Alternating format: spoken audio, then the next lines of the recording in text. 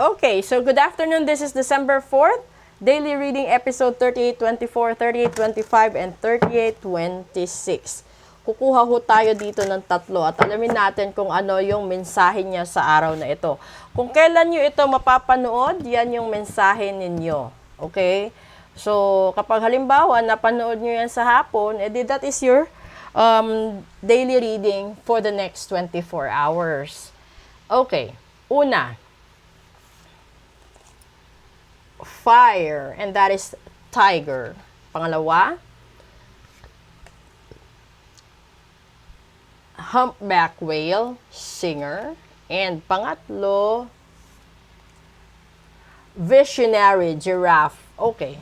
So, kasi kapag sinabing fire sign, kailangan mong maging unstoppable sa mga gusto mong gawin sa buhay mo. Ito yung bagay na gawin mo at gamitin mo yung willpower mo para magtagumpay ka sa buhay mo. Ito yung sasabihin mo sa sarili mo, matapang ako, magagawa ko ito, tutuparin ko ito, alang-alang sa mga gusto ko na mangyari sa buhay ko. Kasi, itong humpback whale, this is a healing card. So, ibig sabihin, kung meron kang iniindang sakit or ikaw yung taong may barang, kung gusto mong magpagamot, gawan mo ng paraan para gumaling ka. Alam nyo kasi, di nangyari na kagabi yung first Tuesday, papasok tayo sa first Friday, hindi natin alam yung mga kalaban natin kung gaano kabilis, no? Na gawan nila ng paraan para matupad din yung gusto nila. So ikaw, kung gusto mo din na gumaling, huwag ka rin magsayang ng oras, gawan mo rin ng paraan. This is the visionary wherein the giraffe steps in na kailangan mo talagang rise up, kailangan mong maging matapang, kailangan mo gawan ito ng paraan para maibsan yung ano mo, kung ito sa pag-ibig, yung pangungulila mo, kung yung tao is sabihin natin yung tao halimbawa ginayuma, iniwan ka, o di kailangan mo ipatanggal yung gayuma para mapukaw yung totoong damdamin niya.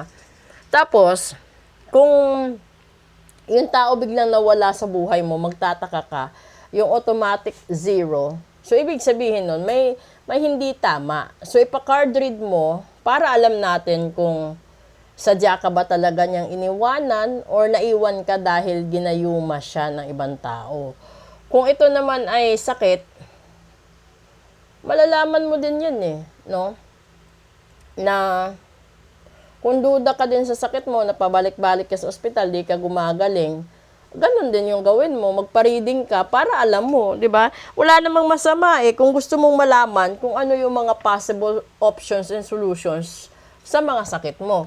Kung ito naman sa negosyo ay minamalas ka, na-scam ka, ano pa ba? Kasi kung iisipin mo, kung hahabulin mo yung nag-scam sa'yo, dalawang bagay lang yan, ipa-reading mo. Kung may makukuha ka pa ba, kung ikakaso mo, o hahayaan mo na lang siya at magsisimula ka ng panibago.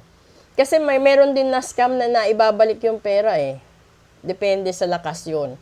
And then, kung meron ka na mga pinapaglaban, inilalaban na kaso, ipa-reading mo din. Lalong-lalo na ngayon, patapos yung taon. So, kung gusto mo malaman na kung anong mangyayari sa first month mo or sa first quarter ng 2025 mo, kasi sa reading kagabi, lumabas yung iba, 3 buwan, 4 na buwan, bago sila uunlad. Yung iba, yayaman sa loob ng 5 taon, 7 na taon, ganun. So, if you want to know those things, ipa-reading mo. 'Di ba? As much as possible. Kasi, kung tutuusin, dapat lahat ng tao nagki-cleansing. Hindi lang isa. Hindi lang 2. Kasi halos araw-araw nakakagawa tayo ng kasalanan. Parang plato lang din. Araw-araw mo ginagamit, 'di ba? Dapat mong hugasan. Ganun din yung tao. So, siguro yung tatagalan doon is the protection ritual, the love ritual, and then the wealth ritual. Kung pinagawa mo ng dire-diretso. Kasi one time lang yan For example, gagawin siya for for your business. Yung business mo halimbawa is laundry, 'di ba? So ipaparitual mo yung laundry shop mo na uulanin ng income. Isang ritual 'yon. Kung gusto mo pa yung other business mo, edi paritual mo din yung ibang negosyo mo. Tapos ikaw na may-ari, lagyan mo ng protection ritual ang sarili mo para kung sakaling meron kang competitor na naiinggit sa'yo, gagawa ng eksena para malugi ka. May mga ganun eh. That's the marketing strategy. So kung ayaw mo na mangyari yan sa'yo, na biglang babagsak yung mga umuunlad mong negosyo, so magpalagay ka ng protection ritual sa sarili mo.